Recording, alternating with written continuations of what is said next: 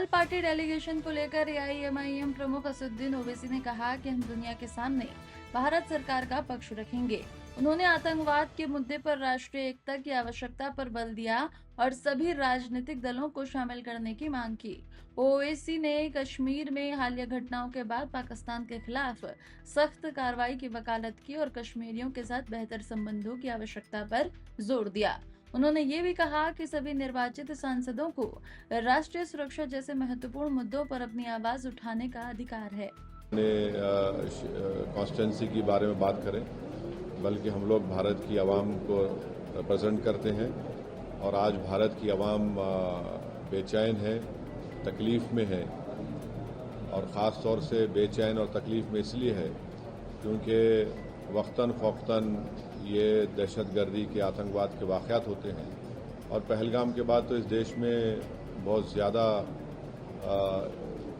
सब भारत के लोग यूनाइटेड हैं कि टेररिज्म को ख़त्म होना चाहिए। देखिए, हम लोग गवर्नमेंट ऑफ इंडिया, हमारी देश को रिप्रेजेंट कर रहे हैं।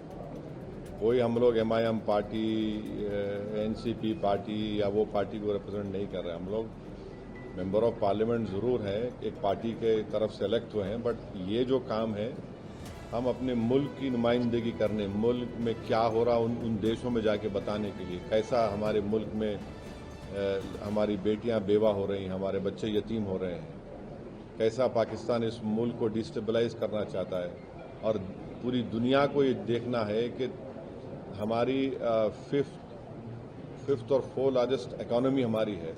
अगर यहाँ पर कोई एक नेबरिंग कंट्री जो खुद इनस्टेबल है, अगर यहाँ पर डिस्टेबलाइज होगा तो पूरे इंटरनेशनल लेवल पे इसका असर क्या पड़ने वाला है, ये समझना है ना, पूरे विश्व को समझना है। इंडिया कोई मामूली कंट्री तो नहीं है ना।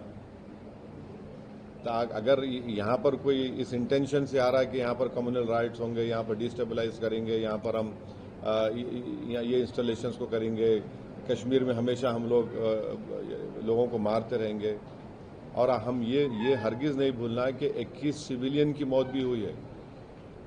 पूंछ में छोटे 4 मासूम बच्चे मर गए, जिसमें ट्विंस बच्चे थे, भाई बहन, दोनों भाई बहन थे। उनके वालिद अभी भी जिंदगी की जंग लड़ रहे हैं।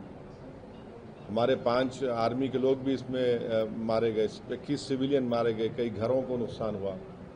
तो ये सब बातें रखना है ना, दुनिया के सामने हम जाके रखेंगे और इन कंट्रीज के सामने जाके रखेंगे। हम उनको बोलेंगे कि ये देखिए आप, ये ठीक है क्या, ये तो ऐसा हो नहीं सकता ना। और हमारे जितने भी हमारे कंट्रीज, हमारे तो अच्छे ताल्लुकात हैं उनसे, ट्रेड के ताल्लुकात अच्छे हैं। हम यूके से अभी ट्रेड एग्रीमेंट करें तो तमाम जाए, हम जितने एमपी जाएंगे और जो भी भारत सरकार का पोजीशन और व्यू है उसको हम लोग बेहतर से बेहतर तरीके से रखने की कोशिश करेंगे।